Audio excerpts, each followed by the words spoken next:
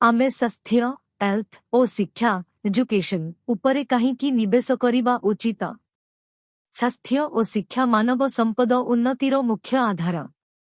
एहारे निवेश करिले लोकमाने ओ देश दुहे उन्नति करे। एक काम करिबार क्षमता बढ़े। सुस्थ और शिक्षित लोकमाने अधिक भल भावे काम करती एवं उत्पादन बढ़ाती।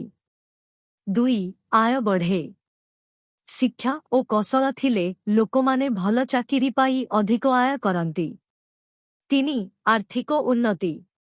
दक्ष और सुस्थ लोकमाने देशर अर्थनीति को शक्तिशाली करती। 4 जीवनमान उन्नति। स्वास्थ्य और शिक्षा भल थिले लोकमानंको जीवनमान उन्नत हुए।